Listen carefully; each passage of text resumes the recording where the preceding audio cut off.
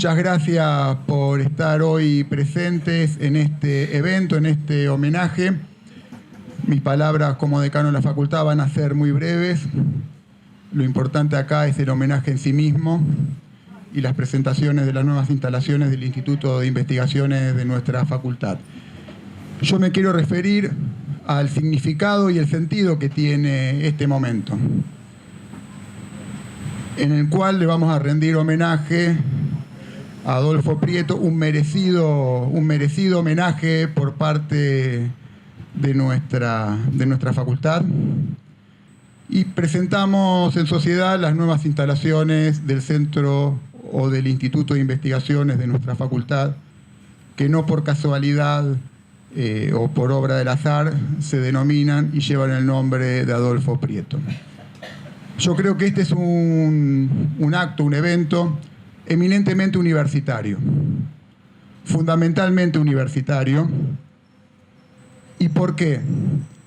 Si bien es difícil definir qué es lo universitario, es muy difícil también definir qué es la universidad, creo que hay un aspecto central y medular a la definición del universitario y la universidad, que es el conocimiento.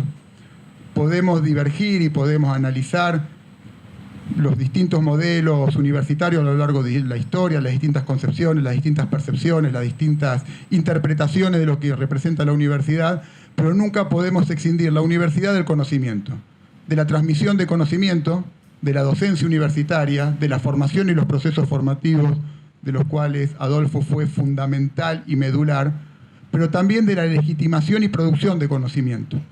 Justamente la universidad, como institución de la sociedad, tiene su sentido o cobra sentido cuando transmite, legitima y produce conocimiento, si no, carece de todo sentido.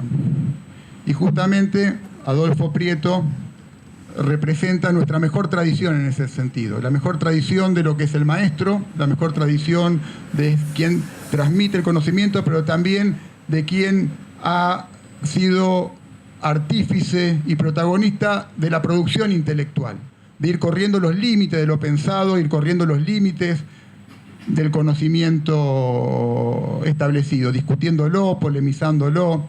Por lo tanto, él forma parte de nuestras mejores tradiciones, de la mejor tradición, y en este caso de la mejor tradición de la Facultad de Humanidades y Artes de Rosario, que no es poco decir. Claramente su figura trasciende las paredes simbólicas de nuestra facultad y de nuestra universidad, pero para nosotros es muy importante que sea parte de nuestra historia y es muy importante que sea parte de aquello que reivindicamos.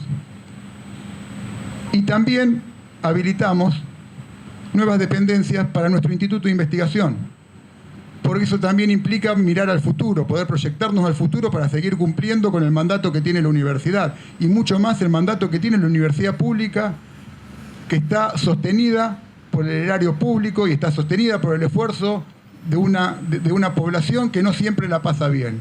Por lo tanto, la universidad en general, como esencia o como naturaleza universitaria, pero la universidad pública en particular, tiene la obligación y el deber de cumplir su función social, que es justamente la de transmitir, producir, legitimar, correr las barreras del conocimiento. Y eso lo hacemos sosteniéndonos sobre nuestras mejores tradiciones, lo hacemos sosteniéndonos sobre nuestras propias historias. Somos los que nuestros antecesores han hecho de nosotros, claramente. Y justamente Adolfo Prieto es un claro ejemplo de ello. Pero también tenemos la obligación y el deber de mirar hacia futuro y honrar ese pasado y honrar a esos próceres, transformando y construyendo una mejor sociedad. Y eso lo vamos a hacer si producimos conocimiento. Eso lo vamos a hacer si tenemos producciones intelectuales. Somos capaces de honrar el sentido y el ser universitario. Es por eso que para mí, como decano, es un orgullo. Y quiero también agradecer profundamente, lo debía haber hecho al inicio, lo hago ahora, agradecer a la familia Prieto, a Agustina, a Martín, es algo que venimos trabajando y que venimos pensando desde hace tiempo. Distintas circunstancias lo demoraron, pero aquí estamos y creo que lo estamos haciendo de la mejor manera. Agradecer a Beatriz Sarlo, a Carlos Altamirano por la predisposición de poder estar hoy aquí. Para nosotros es muy importante que ellos estén aquí. Le da el tenor al homenaje que debe tener y jerarquiza el homenaje. Y para nosotros es un verdadero placer y una gran alegría poder compartir este momento. A Nora, que va a hacer las veces de moderadora, sé que no es una tarea fácil, pero sé que lo va a hacer excelentemente bien y le estamos profundamente agradecidos. A la dirección de la Escuela de Letras, nuestra querida Escuela de Letras, a Marcela Sanín, su directora, a Marcela Coria, su secretaria técnica, a cada uno de ustedes, pero muy especialmente a muchos docentes, investigadores, que yo en lo personal y la facultad en general reconocen y reivindican, que a lo mejor ya están jubilados o no vienen con tanta asiduidad, pero para nosotros es muy importante que hoy estén acá.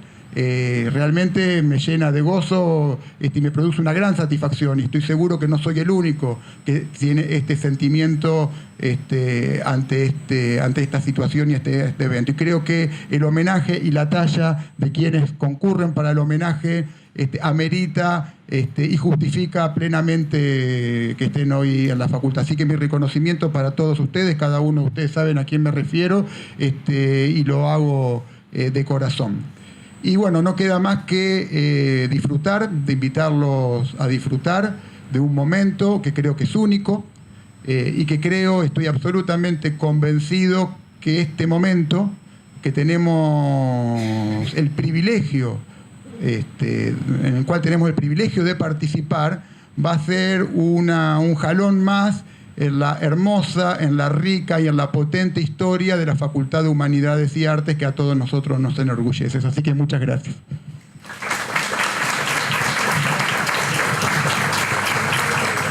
Voy a hablar en nombre de mi familia, de mi madre, mi hermano, nuestros hijos, mi tía Marcelina, que también está presente, los hijos políticos de mi padre, que también están presentes aquí.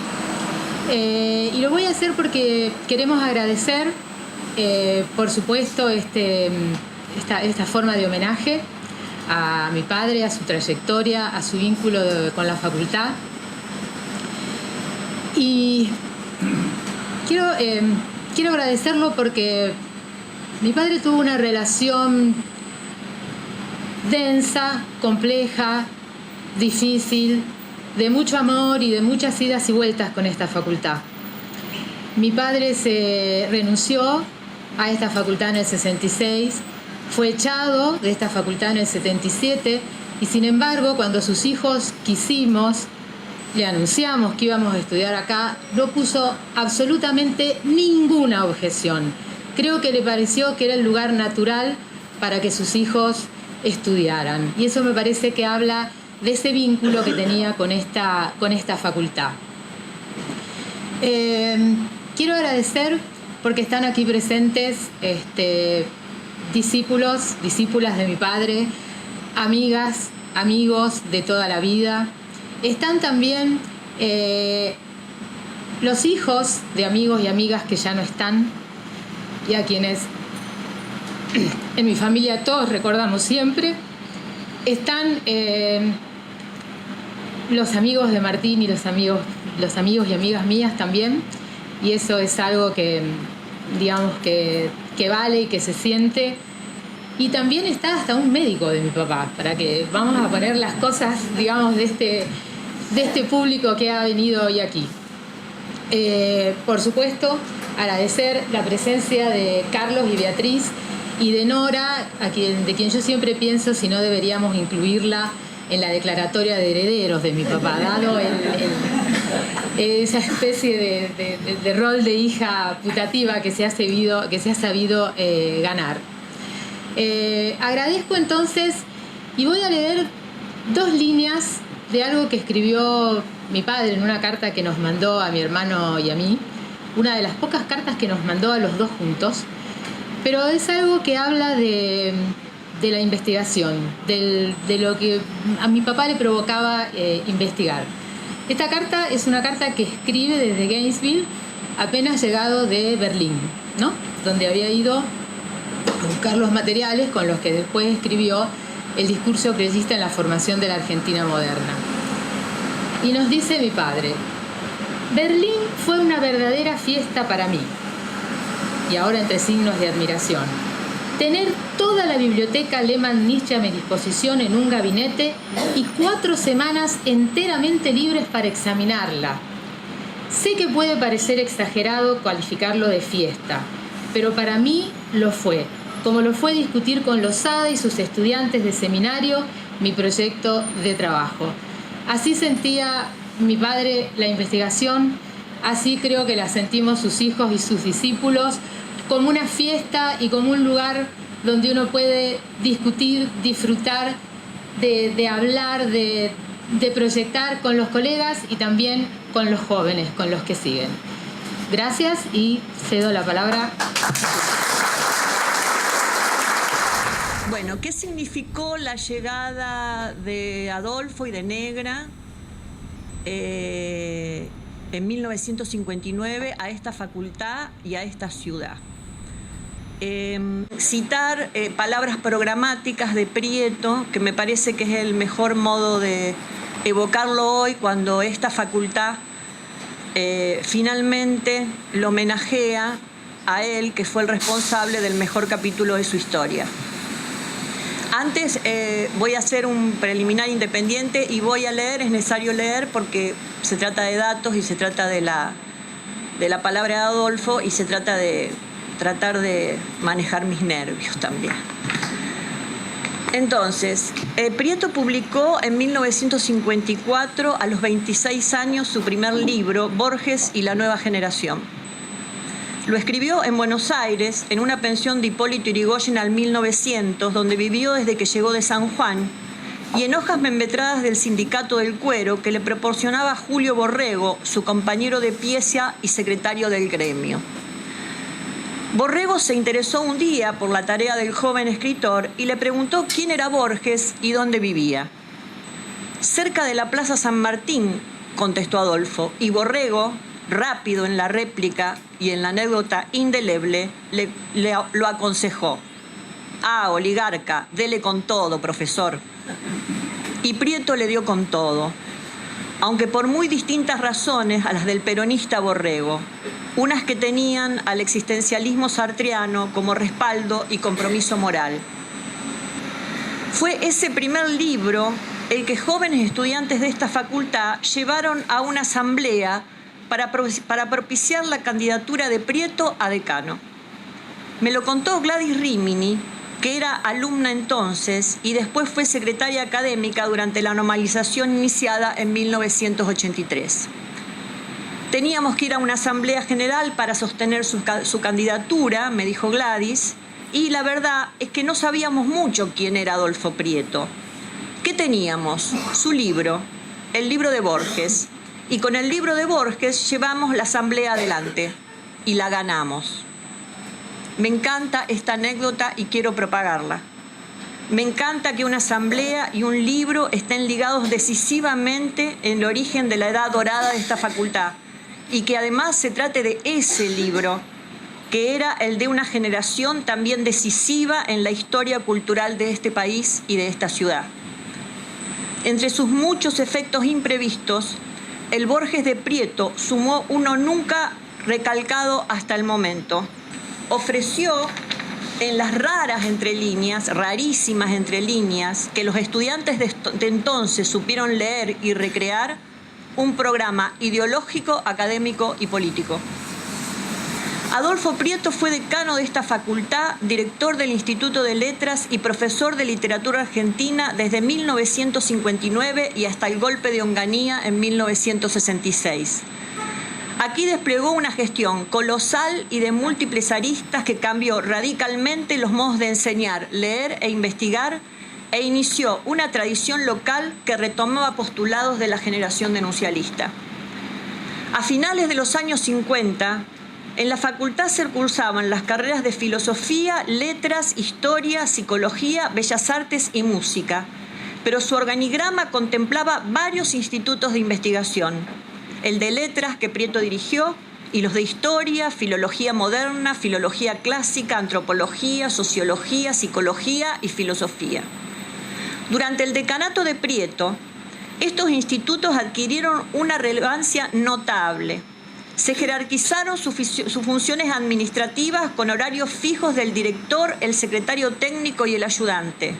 Se exigieron planes y memorias de trabajo anuales que contemplaban organización de cursos, seminarios, concursos de pasantes, acciones de extensión, incremento del acervo bibliográfico en las bibliotecas especializadas, trazados de líneas de estudio, transferencias de resultados y publicaciones y, sobre todo, la promoción de alumnos avanzados y graduados en las distintas investigaciones. Fin último de una política académica que asumió como nunca la responsabilidad de formar nuevos profesionales críticos, residentes en la región, dispuestos a tomar cátedras y cargos, a relevar con excelencia y a su turno a profesores veteranos y viajeros. Es necesario reconocer, escribe Prieto en un informe del decanato de 1961, la vigencia del más antiguo problema de esta facultad. El número de profesores no residentes, pese a la buena voluntad y eficiencia con que aportan su colaboración a la casa, incide de modo desfavorable en el desarrollo de las actividades docentes. Cargos de dedicación exclusiva o de semidedicación, contratos que contemplen el actual costo de vida, son las únicas soluciones a la vista. Los poderes públicos y las universidades tienen la última palabra. Alertado, primero como estudiante en la Facultad de Filosofía y Letras de Buenos Aires y después como profesor en Córdoba, en Mendoza, en Rosario, de las insuficiencias formativas, bibliográficas, teóricas, curriculares de estudiantes y graduados, Prieto aprovechó sus funciones regentes para idear, presupuestar y gestionar planes paliativos que al tiempo exigían a los docentes nuevos estándares de formación y estudio y les procuraban horas de trabajo. Su entusiasmo es muy ostensible en la correspondencia que mantiene con su amigo Rodolfo Borello. El 13 de agosto de 1963 le describe un esquema de cursos concebido a nivel nacional que, aunque no llegó a realizarse, ilustra el empuje y la habitualidad de su ideario académico y la claridad estilística con que lo formulaba. Estoy madurando una idea, escribe Prieto, que puede pecar en principio de ambiciosa, pero esta vez no quiero descartarla sin antes probar cuáles realmente son las fuerzas negativas que la resisten. Todos sabemos y padecemos las enormes deficiencias de nuestra formación universitaria, pues demos un paso para salir del pantano. He aquí el proyecto en general. Dictar en Rosario un curso de duración de 2 años en nivel de posgraduados sobre problemas de teoría y de investigación. Los graduados pertenecerán a todas las facultades de filosofía y letras del país, pero deberán estar becados por ellas, de modo que su dedicación sea exclusiva a esta tarea. También los profesores dictantes serán contratados a este solo efecto. Rosario pagará a los profesores y ofrecerá 4 becas, y las demás facultades 1 o 2 becas, con lo que se conseguiría un plantel de 10 a 15 becarios. Pero no es sobre la organización que quería hablarte, sino sobre la idea en sí y sobre su necesidad y practicabilidad. Me interesa muchísimo conocer tu opinión. No pienses en las dificultades económicas, de esa me encargo yo. Y si a la postre ellas hacen fracasar el programa, mala suerte. Es necesario idear y proyectar. Pero volvamos al otro asunto. ¿Cómo organizar un programa de estudios atractivo y que realmente saque del pantano a nuestras carreras y a su excelente método para matar todo germen de inquietud en el campo de la investigación y la crítica? Además de proyectarlos a gran escala, él mismo, como profesor de seminarios de investigación, concretó los ajustes teóricos e historiográficos que traía más que de su paso por la Universidad de Buenos Aires, de su experiencia como escritor y crítico denuncialista. Un modo de esbozos sociológicos y refinamientos textuales de entender el imperioso lazo entre cultura y sociedad. Prieto abrió estos seminarios en el Instituto de Letras apenas llegado y ya en 1965 encomendó por primera vez bajo su coordinación el dictado a 3 egresadas de la casa, María Teresa Gramulio, Josefina Lurmen y Norma de Sinano. A partir de estas clases, Las jóvenes catedráticas redactaron y publicaron sus primeros escritos. Así operaba el dispositivo Prieto y con excelente resultados críticos. La docencia instaba a investigar e investigar instaba a escribir. Dichos de Ludmer. Adolfo Prieto, que sacaba la revista del Instituto de Letras y estimulaba mucho a los jóvenes para que escribieran, me publicó mi primer artículo. Y de Norma de Sinano. Nos empujaba a escribir. Nos decía, siéntese y escriba. Por impulso de Prieto, los estudiantes de Rosario pasaron, como recordó María Teresa Gramuglio, de los manuales a los estudios especializados. Uno de los proyectos interdisciplinarios más ambiciosos, porque Prieto supo de entrada nomás que solo el riesgo y la ambición institucional podía proteger su gestión académica del letargo burocrático, ligó a los institutos de investigaciones de historia, antropología, sociología, letras y psicología. Fue el del Valle de Santa María. En carta del 31 de enero de 1960, Prieto le cuenta a Borelo: te adjunto el proyecto de investigación en el Valle de Santa María, magna empresa en la que se meterá la facultad por 2 años.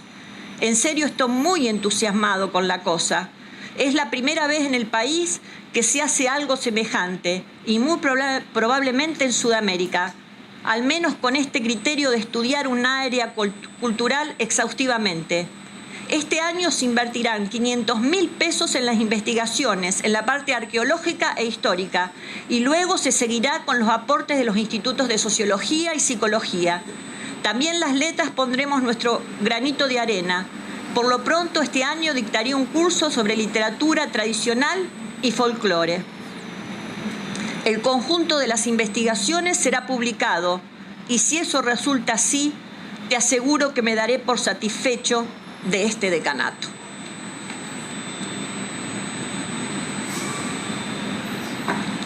Los romanos hacen un desierto y lo llaman paz. Desde 1983 y hasta hace no mucho, esta leyenda cubrió parte de la fachada de nuestra facultad. Fue pintada por disposición de Fernando Prieto, el primer decano normalizador posterior a la última dictadura.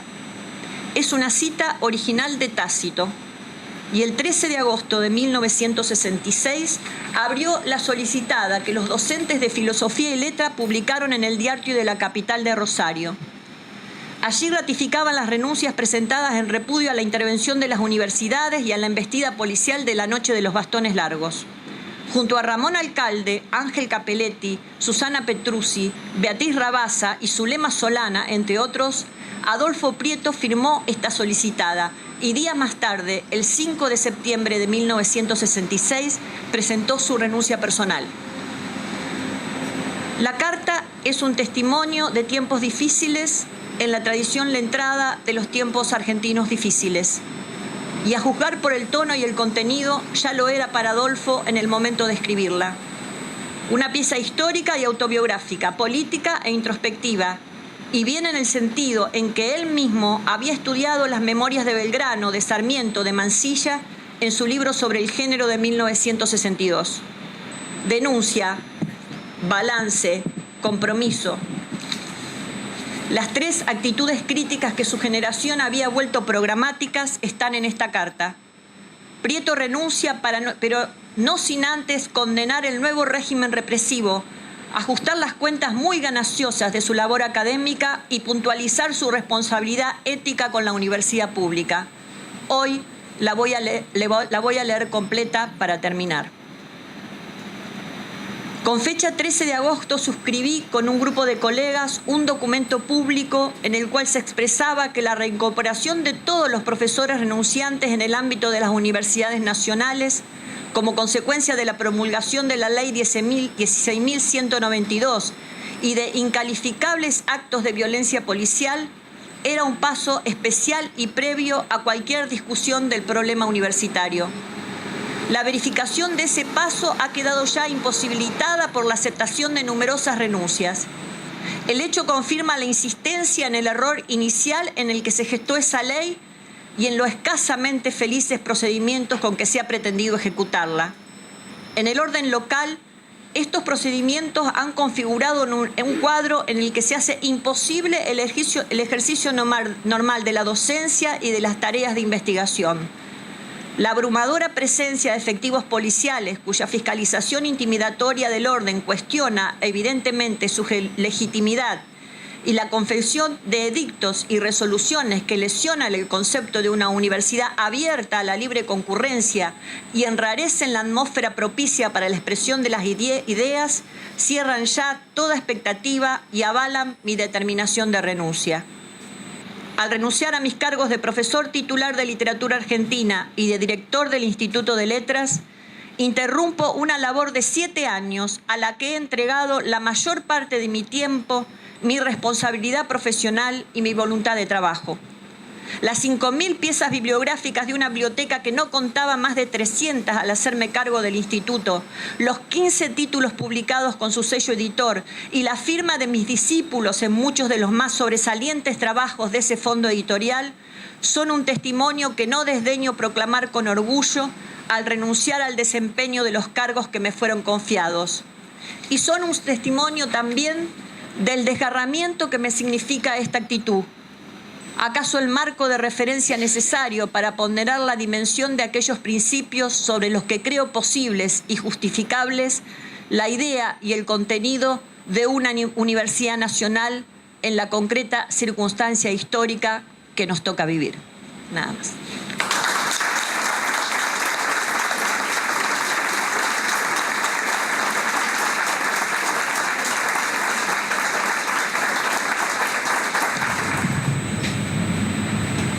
Yo en realidad pasé muchos años, por no decir décadas, queriéndolo conocer a Prieto y envidiando a la gente de Rosario que se había formado con Prieto. O sea que mi conocimiento es tardío, aunque lo veía pasar con esa discreción que lo volvía casi invisible por los pasillos del centro editor cuando iba a buscar, en una época pre-internet, iba a buscar los originales de capítulo, pero su discreción era invisible y mi cortedad frente a ese profesor que yo hubiera deseado tener como profesor era tal que no intercambiamos palabras. O sea que mi conocimiento de Prieto es muy tardío. Cuando con Carlos publicamos libros sobre autobiografía, Prieto no estaba en la Argentina, que yo recuerde, o sea que tampoco ahí eso fue por carta. Y lo que puedo recordar es, para mí, una escena fundamental, que fue cuando con María Teresa Gramuglio teníamos la Cátedra de Literatura Argentina en la Universidad Recuperada de 1984. Y María Teresa me dice, Prieto va a estar en Buenos Aires, y lo invitamos a que viniera a dar una clase a esa cátedra. Clase que significaba para nosotros infinitamente más que para los estudiantes, porque los estudiantes todavía no habían tenido tiempo para tener ganas de conocerlo a Prieto. Mientras que yo ya había pasado 20 años teniendo ganas de conocerlo a Prieto, y María Teresa separada por los exilios que marcaron esos años. O sea que para nosotros fue quizás más significativa en ese momento, aunque es muy probable que los estudiantes que estaban allí presentes hoy la recuerden como una escena también fundacional y también de apertura de sus propias historias intelectuales. Yo no sé qué dijo Prieto esa noche. Esta confusión no solamente la he hecho acá, sino que la he hecho por escrito. No sé, porque mi tensión hacia esa figura y hacia la forma que hablaba y a cómo no se sentó, sino que se desplazó por el pasillo central de un aula en el entonces Hospital de Clínicas, donde funcionaba Filosofía y Letras, hizo que no recuerdo nada. Supongo que sería o sobre criollismo o sobre viajeros. Supongo que eran los libros que estaban en ese momento de Prieto. Creo que en curso de publicación, el de los viajeros, pero no sé qué dijo esa noche. O sea que mi conocimiento fue un conocimiento más del área de los afectos de los afectos que después iban a desarrollarse verdaderamente, que del área del intelecto. Ya había sufrido demasiado tiempo no teniendo a Prieto como profesor, y esa vez creo que decidí ser sorda y no tenerlo una vez más. Prieto me recuerda a mí ese deseo de haberlo tenido a Prieto como profesor, me recuerda a mí una experiencia que tuve en Brasil cuando lo conocí a Antonio Cándido, una figura que uno podría en muchos aspectos relacionarla con la de Prieto por su trascendencia institucional y literaria y de historia de la literatura. Que cuando yo lo conocí a Antonio Cándido, yo lo que hice fue aborrecer inmediatamente a todos los que habían hecho el doctorado con Cándido, porque yo dije, todos estos hicieron el doctorado con Cándido y yo ni siquiera hice el doctorado y mucho menos con Cándido. Y en la Argentina ni siquiera hice el doctorado y mucho menos había sido estudiante de Prieto. O sea que en realidad lo conocí, yo diría poco, yo diría poco.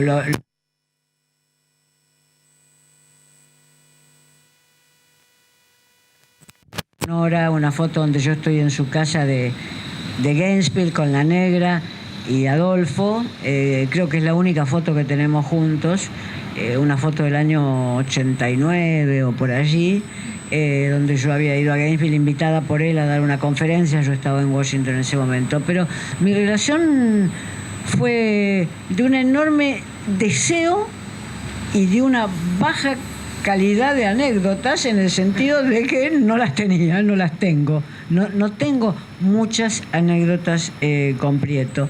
Y tenía la misma relación de envidia a quienes habían sido sus estudiantes que tuve después cuando conocí a los que habían sido sus estudiantes, los estudiantes de Antonio Cándido, Roberto Schwartz, Jorge Schwartz, etc. La misma relación de envidia.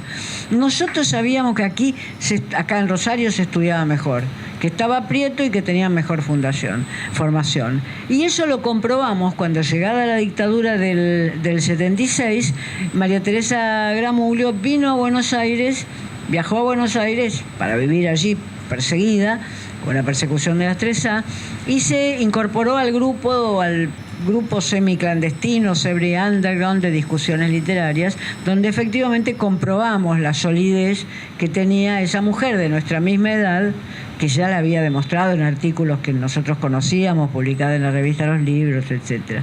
O sea que poco podría hablar. Es el integrante originado en el grupo de la revista Contornos que menos conozco. Es decir, el que tuve estos avatares que impusieron las dictaduras, que impuso la vida universitaria y, por supuesto, la estancia en vivir en dos ciudades diferentes.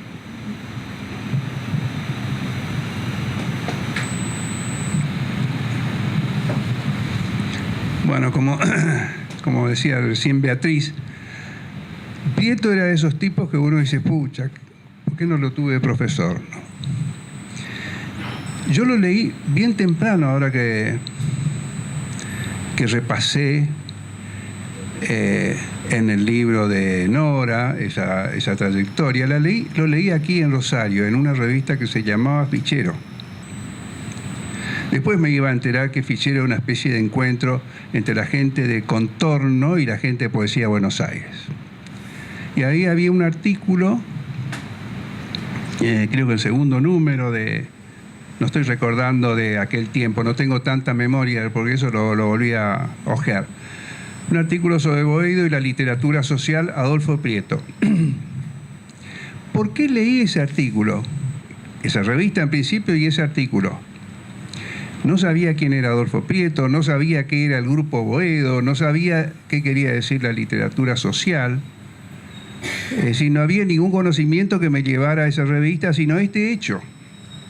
Yo estudiaba medicina aquí en Rosario y tuve una discusión intelectual con un estudiante de medicina, aquel que me llevaba unos años, no muchos años, unos años. Bueno, y tuvimos una discusión de político, ideológica. Él era un sartriano, existencialista, y yo no me acuerdo qué era, pero él tenía muchos mejores argumentos que los míos. Bueno, Entonces me quedé mascullando y me fui a mi pensión y dando vueltas diciendo ¿por qué no le dije esto? Bueno. Pasaron unos días y concluí que mejor que quedar masticando el rencor por mi mal papel era ir a pedirle las cosas que él leía. Así que fui a su pensión. Bueno, y él efectivamente, él con mucha generosidad me dio... Es probable que algunos lo recuerden, algunos o algunas. Se llamaba Néstor Melgrati, era un estudiante de medicina. Creo que después se dedicó a psicoanálisis, se fue a volver al Chaco, de donde era. Bueno, prestó unos libros de Merleau-Ponty, una revista que llamaba Revista del Mar Dulce, no sé si alguna de Contorno, y Fichero. Bueno, ese fue mi... Y lo único que me quedó de esa lectura era ese nombre. Unos años después, yo ya no estudiaba medicina, sino letras, en una facultad, ¿cómo llamarla? Periférica, la Facultad de Humanidades de Resistencia. Y hay un concurso para cubrir la Cátedra de Literatura Argentina 1. Y en el jurado está Adolfo Prieto. Para entonces yo ya sabía quién era Adolfo Prieto, qué era Contorno, qué eran los Viñas, Ismael y David. Entonces la pequeña agrupación reformista que éramos, era una minoría, una reducida minoría, la de los reformistas, fuimos a verlo a Adolfo, ¿no? Y hoy se lo contaba a Martín, ¿no? Tenía, me acuerdo, un saco gris, pantalón, no sé, azul, supongo así. Elegancia discreta, ¿no? Y estilo de buen mozo argentino, es decir, bigotes, ¿no? Le gustó a las chicas enseguida. Y entonces le dijimos si no nos podía dar una charla, una conferencia. Y dijo que no tenía nada preparado. Cosa que me produjo, ¿cómo? Nosotros pensamos que alguien como él, de una, ¿no? Como dice, ¿de qué querés que hable, no? Bueno, pero no, y ahí apareció el carácter de profesor, muy serio que tenía Adolfo. Pero dice, podemos conversar, preguntas y respuestas. Bueno, y ahí estuvimos un rato, hablamos de literatura argentina, de lo que sabíamos entonces y preguntas en torno a la literatura nacional, que era la cuestión que daba vuelta y que pensábamos que él era. Pasaron los años, yo nunca le recordé este encuentro, creo, y volvimos a vernos cuando él, después del fin de la dictadura, después del 83.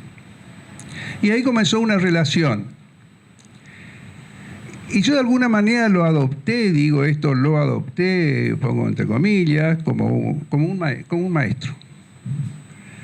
En el prólogo que escribí para la edición del libro Ensayos Argentinos, ahí destaco, entre creo que los 3 nombres, a quienes nosotros hacíamos un saludo por todo lo que le debíamos, y el de Adolfo era uno.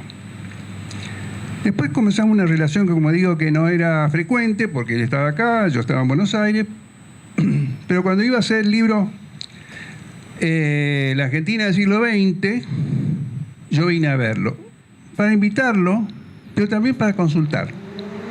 ¿Qué te parece esto? ¿Qué te parece aquello? Y él, como siempre, muy medido, ¿no? Sugiriendo.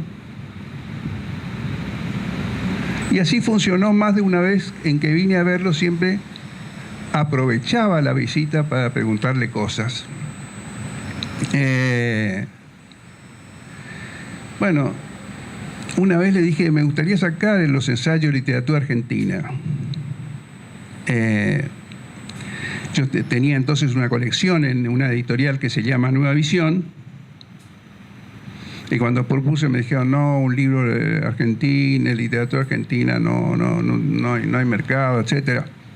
Wow. Y quedé con esa deuda para mí, Pero pude saldarlo en la colección que dirijo ahí en la editorial de la Universidad de Quilmes. Salió una hermosa edición con un prólogo notable de María Teresa Gramuglio. Bueno, esa fue mi experiencia Prieto. Eso.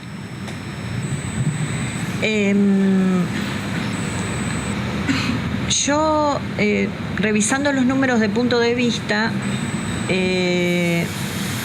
me detuve más que nada en un cuestionario que ustedes le enviaron a Adolfo, que parecía ser Adolfo iba a ser el primero que respondiera al cuestionario. Parecía que iba a ser una serie de preguntas a diferentes intelectuales que se publicó en la revista Punto de Vista, con unas preguntas puntuales sobre la relación entre la universidad, la investigación y la crítica cultural. Adolfo respondió en ese cuestionario y contó un poco su experiencia acá en Rosario, más que nada como director del Instituto de Letras. Hay ahí también algo que le dicen ustedes que parece no molestarlo, pero sí hacerle un poco de ruido, porque ustedes de alguna manera comparan el proyecto de la revista Contorno, no lo comparan, oponen en la tradición de Rojas y de Martínez Estrada el proyecto de la revista Contorno, que a mí hoy me parece muy pertinente, pero que Adolfo le hizo un poco de ruido. Más que nada el nombre de Rojas, digamos, ¿no? También ustedes, creo que no sé cuántos números antes, le hacen un reportaje a David Viñas sobre la revista Contorno, que es una revista que casi todas las revistas la encuentran como antecedente, digamos, ¿no? Y bueno, es un reportaje, por supuesto, muy, muy citado, muy canónico. Pero bueno, me gustaba esta cosa, ¿no? Del reportaje a David Viñas sobre la revista Contorno y después el cuestionario a Adolfo, porque acá en Rosario creemos que la figura de Adolfo o la importancia de la figura de Adolfo en la generación de enuncialistas se vio un poco obturada por la figura estentoria de David Viñas, ¿no? Acá tanto Beatriz como Carlos han la nota en la personalidad de Adolfo que han subrayado es como la discreción o el tono o los tonos bajos de Adolfo, que acá todos conocieron, o si no lo conocieron de oídas lo saben, ¿no? Sus tonos bajos, ¿no? Bueno, me gustaría que reflexionen sobre eso, porque bueno, estaban ambos en la revista cuando todas las colaboraciones de Adolfo en la revista Punto de Vista. Bueno, estaba María Teresa también en el consejo de edición de la revista, y se publicaron 3 o 4 colaboraciones de Adolfo. Un ensayo sobre el estructuralismo, después una conversación con María Teresa sobre el público, digamos, la noción de público, etc. Pero bueno, del paso de centro de editor a Punto de Vista, que era lo que se planteaba como tema de la charla, me gustaría que ustedes piensen la figura de Adolfo en el marco de la revista Contorno, y bueno, y la decisión de incorporar o de ver o de ubicar esa revista como un antecedente importante de Punto de Vista, ¿no?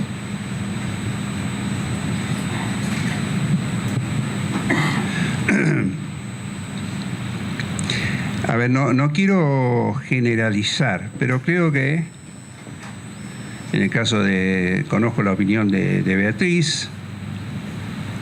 Probablemente si estuviera aquí María Teresa coincidiría. Pero ¿en qué? En que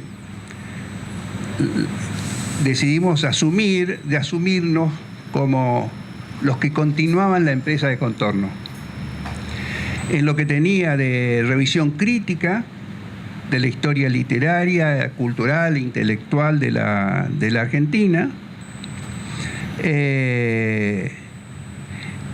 y en cierto estilo crítico que estaba un poco disimulado por el hecho de que estábamos bajo la dictadura, pero yo creo que ese es un sentimiento, no digo compartido por todos, ¿no?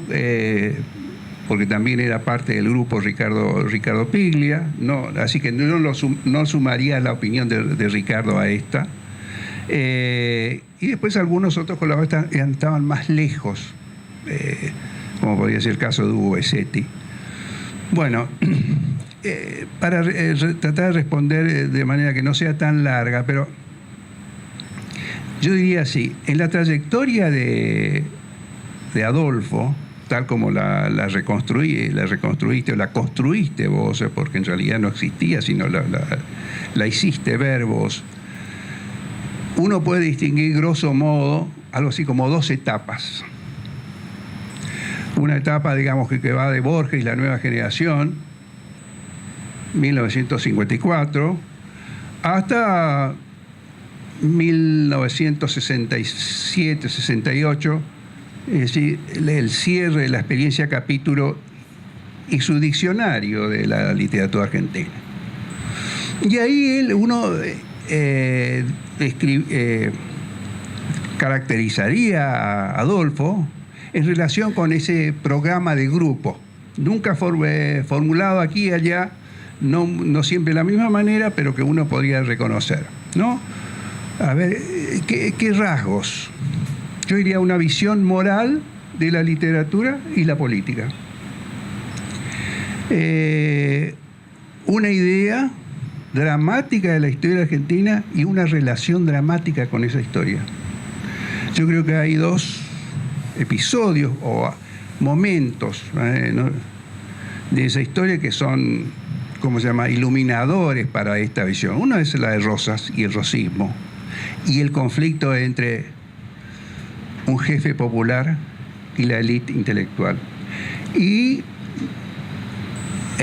no creo que resulte difícil imaginar el peronismo y los jóvenes de contorno. Una misma fractura, un jefe popular, masas que se movilizan. Yo creo que esa idea de una historia dramática y una relación dramática con la historia. En un artículo que creo que vos incorporás a tu antología, está ese Peronismo y Neutralidad, un artículo de Adolfo, cuya tesis central, llamémosla así, es que del peronismo no se puede hablar con objetividad, es decir, tomando distancia. Estamos como incluidos en su órbita. Podemos dar testimonio, hablar como testigos.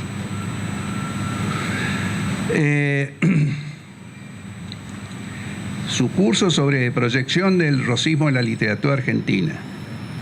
Y después el libro central de esa etapa, aunque hay otros trabajos también centrales, la literatura autobiográfica argentina, pertenecen a este primer momento.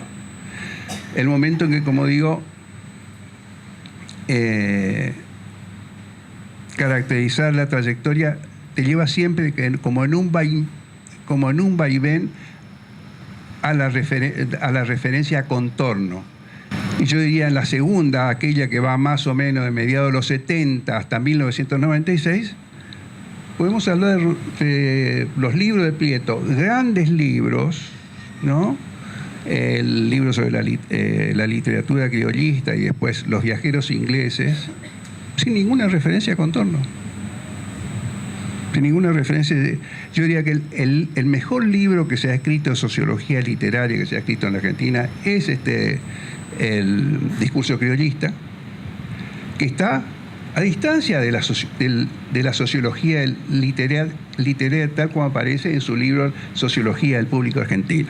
Ahora aparece la cuestión del público, pero ahora elaborada de una manera que no era pensable en el marco de esas preocupaciones del público en el libro Sociología del Público Argentino que sacó en el, 50 y tal, en Leviatán. Igual no debe llamarse sociología, esa fue una imposición de la dictadura. Bueno. Era una palabra que Sí, sí, él había usado. sí. Otra cosa que marca esta especie, abismo es una palabra exagerada, esa discontinuidad, que yo creo que es importante.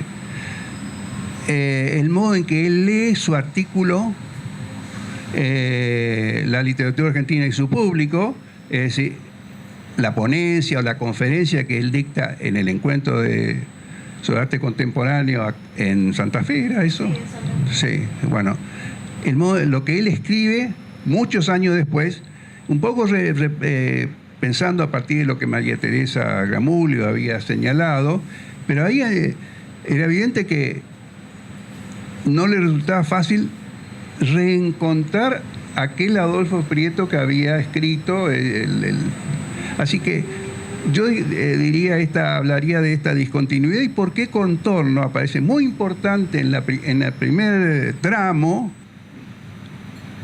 y no tiene podría uno contarlo como dato biográfico, pero no a la luz del trabajo, ¿no? El trabajo, yo diría que el libro sobre los viajeros pone en cuestión cuestiones radicales que se plantearon sobre los orígenes, los comienzos de la literatura argentina, con la idea de encontrar un momento que lo que no se había hablado nunca, el desierto, se terminaba esa cuestión. Eso es lo que se me ocurre. Bueno, después de todo lo que dijo Carlos, yo tengo muy poco para agregar. Más bien voy a hacer una mirada retrospectiva ya está visto lo que se dijo en punto de vista, lo que pensó en punto de vista. Prieto fue la persona menos pensada para realizar el acto que realizó en Contorno o en el grupo Contorno. Y esto me parece, visto hoy, muy interesante, en el sentido de que eran todos boxeadores ahí, eran todos boxeadores. Ahora, el que hizo el gesto de ruptura radical fue Adolfo, que es Borges y la nueva generación. Entonces ahí es como los destinos se traman de una manera que uno no termina de entender cómo y por qué. Sabemos que Viñas lo impulsó, sabemos que después Viñas comentó elogiosamente ese libro, pero la idea de que en un grupo que vivía revisando, vivía peleándose en los cafés, que tenía excelentes polemistas. Algunos duraron poco en Contorno, como Mazzotta, en realidad su paso fue muy, muy breve por Contorno, o como Sebrelli, pero los hermanos Viñas eran excelentes polemistas. El que hizo el gesto de mayor radicalidad fue Prieto. Con el peso que tiene la radicalidad cuando se realiza en el marco de ese trabajo colectivo, que es que le tocó que 3 años después Borges ganó el Formentor y Borges subió como la nueva estrella del panorama literario mundial, mientras que el escritor del corazón de Prieto, Martínez Estrada, bajaba sepultado bajo los golpes de Sebrelli. O sea que esto se dio, y esto también es Contorno. Estos encuentros y desencuentros con los programas que se fueron dando. Pero lo que yo quería señalar, entonces, ya como nota a pie de página, es que el gesto más radical de Contorno fue Borges y la nueva generación. No lo que pensaron sobre Marechal, no, sino ese, ahí, hic Rodus, hic salta, ahí había que saltar. Y ese salto lo pegó Adolfo, que quizás él mismo se pensara como la persona menos pensada para dar ese salto, mientras que los Viñas andaban agitando en los bares. Y lo pegó como sucede cuando se pegan esos saltos, que lo pegó justo en el año equivocado. 3 años después viene el Formentor y Borges, ya decir la palabra Borges sin ser acompañada por una ristra de adjetivos que lo consagraran como el mejor escritor del siglo XX era imposible. Desde John Bart en adelante y desde John Bart para atrás, eso era imposible. Entonces, esas son las cosas que quizás, lo estoy pensando ahora no en este momento, sino en los últimos años, porque volví a leer Borges y la nueva generación. Esas son las cosas que quizás uno no valoraba lo suficiente cuando revisaba la revista Contorno. que uno participaba de la incomodidad que se decía que sentía Adolfo con Borges y la nueva generación. Mientras que uno tenía que decir, Adolfo es el gesto de beginnings que para Edward Said es el que funda un nuevo campo, es el que funda, hace posible, aunque ese gesto en sí mismo no sea el mejor gesto, es el que hace posible que ese campo sea fundado. Pero uno participaba de esa incomodidad porque creo que se hacía solidaria con la incomodidad de Adolfo. Y hoy ya podemos todos pensar las cosas de nuevo y decir, ¡viva Borges y la nueva generación! Ay, me da mucha gracia porque le hubiera molestado, creo yo. ¿Cómo le hubiera molestado que en su homenaje se hable de este libro? Sí, bueno, es algo que yo creo también, ¿no? Que no en vano el libro se llama como se llama. No en vano el libro no se llama La obra de Jorge Buix Lord, se llama Borges y la nueva generación. Es algo que siempre estuvo bastante obturado, ¿no? De todas maneras, para salir un poco de ese libro y que Carlos ya trajo los dos grandes libros de Adolfo, que son clásicos de la crítica argentina, que es el libro del criollismo, que parece que Carlos prefiere, y el libro de los viajeros, que me gustaría también que qué significaron esos libros o cómo ven ustedes, ya que digamos la periodización que hizo Carlos respecto de la primera parte de la obra de Adolfo, o sea, desde Borges y la nueva generación hasta la literatura autobiográfica argentina incluida, y después ese lapso en que Adolfo no escribe libros, digamos. Hace una única recopilación, que son los estudios de literatura argentina. Es el único libro de recopilación de ensayos que publica Adolfo.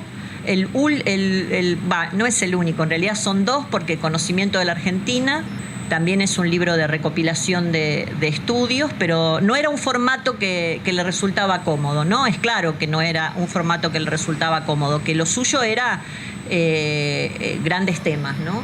O sea, su deseo de escribir una historia social de la literatura argentina, que es un deseo muy profundo, que seguramente tiene conexiones con la generación denuncialista, como nos gusta llamarla, y con Ricardo Rojas, tal como lo vieron ustedes en Punto de Vista, se resuelve, creo yo, en esos dos grandes libros que no hacen una historia totalizante, pero que eligen dos motivos muy centrales de la historia de la literatura argentina, según creo yo, y con composiciones muy, muy novedosas. Así que, bueno, me gustaría que ya Carlos adelantó algo sobre el libro del criollismo, del que escribió una reseña muy, muy buena. Tengo que aconsejarla, porque para leer ese libro es como bastante central la reseña que escribió Carlos. Pero bueno, como para ir terminando, digamos, el lugar de esos libros en una historia de la literatura argentina, o de la historia crítica o social de la literatura argentina, y cómo son, como bien lo ilustró Agustina con la carta tan alegre del Adolfo investigador, cómo son siempre resultados de investigaciones universitarias, ¿no?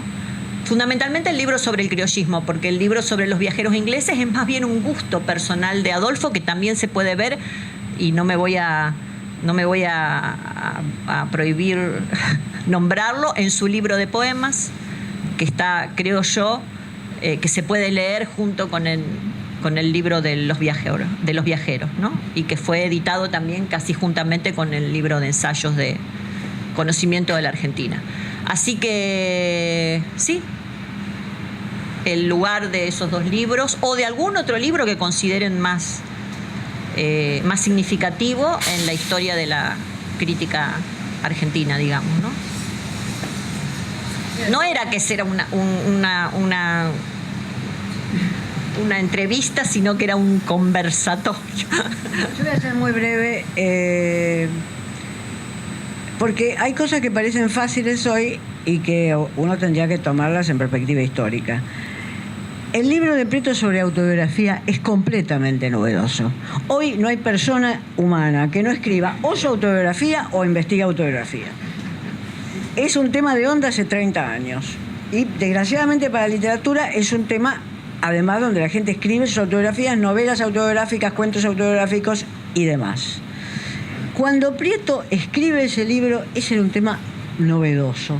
Alperindongui había estado ahí, o iba a estar. El artículo de Tulio es anterior o bueno, o sea que es absolutamente novedoso. Y entonces eso hay que remarcarlo, porque lo que hoy parece que la crítica literaria hace... Ustedes saben que hay bibliotecas sobre teoría de la autobiografía. Bibliotecas. Desde el libro de Lejeune en adelante se llenaron bibliotecas. Lo que hoy parece que es un va de suyo en la crítica literaria no lo era. Tanto no lo era que acá voy a enunciar mi hipótesis de plagio, que Guillermo Ara dio un curso de autobiografía que no puede haber sido posterior a 1963 y creo que fue del 62. Y dio un curso de autobiografía en la literatura argentina, que yo pienso que proviene la idea, no porque a Ara no se le hubieran podido ocurrir algunas ideas, pero pienso que proviene la idea de algo que escuchó de Prieto, o de algo que se escuchó en un congreso, porque estaba... Cuando yo encuentro el libro de Prieto, que lo encuentro obviamente después, porque encuentro la edición de Jorge Álvarez, yo digo, pero acá era el curso que yo tomé con Guillermo Ara. Este es exactamente ese curso.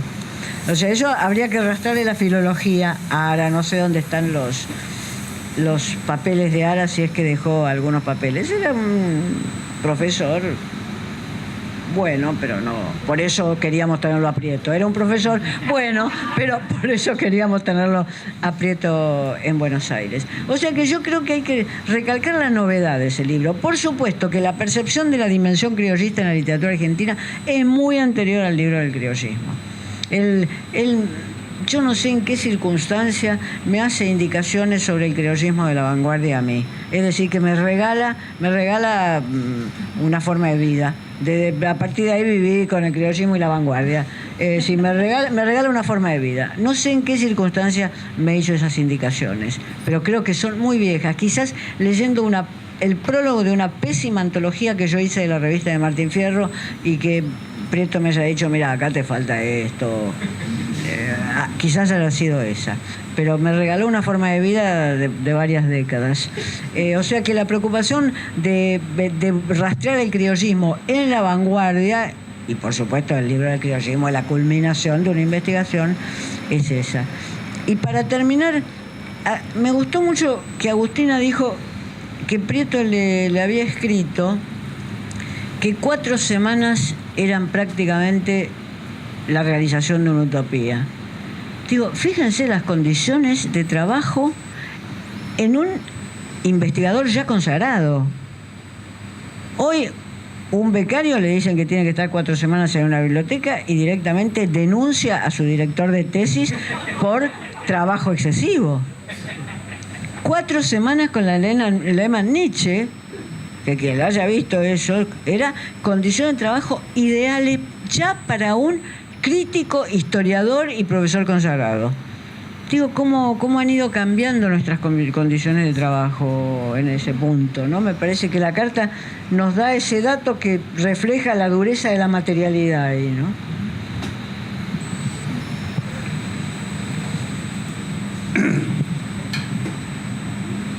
A ver, quiero decir 2 palabras, solamente 2 palabras, sobre el libro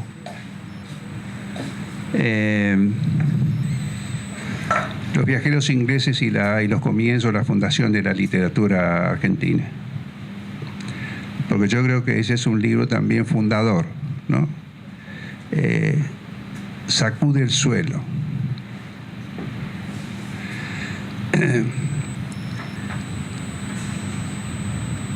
La idea de que la literatura argentina nace con el rosismo era un tema de Contorno.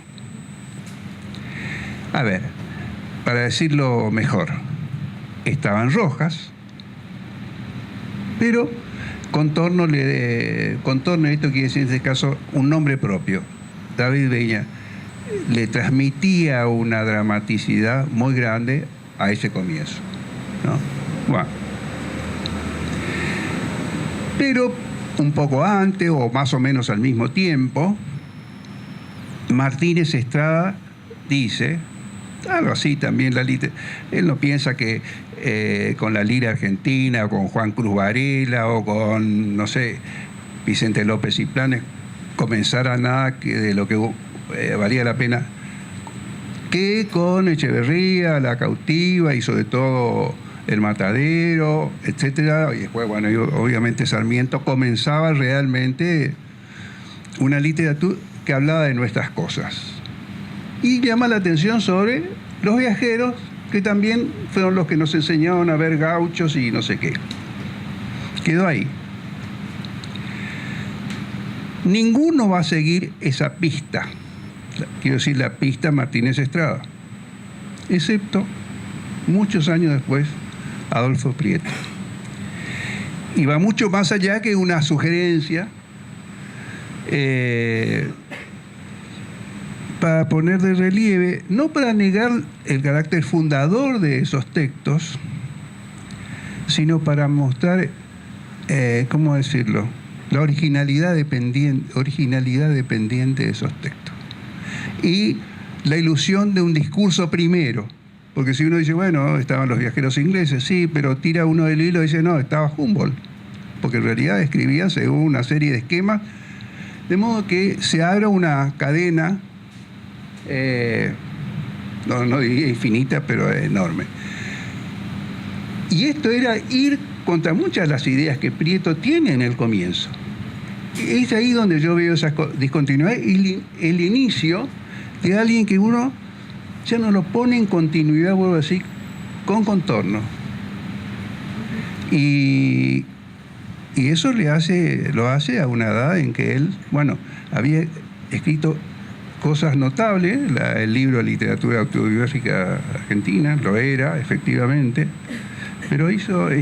Así que este libro, a ver, si uno dice de gusto, la literatura criollista, pero ese otro laborioso libro que llevó a leer donde aparecía las huellas del libro del capitán Head en La Cautiva de Echeverría, ¡qué trabajo! Eso es lo que quería decir. Bueno, no sé si quieren agregar algo más, si les quedó algo por decir, si tienen. O alguien del público les quiere preguntar algo a Carlos y a Beatriz. Y si no, bueno, en fin. Creo que con la modestia de Adolfo ya estaría abrumado. Abrumadísimo. Ya me parece que... Ya está, Agustina. Bueno, muchas gracias entonces y...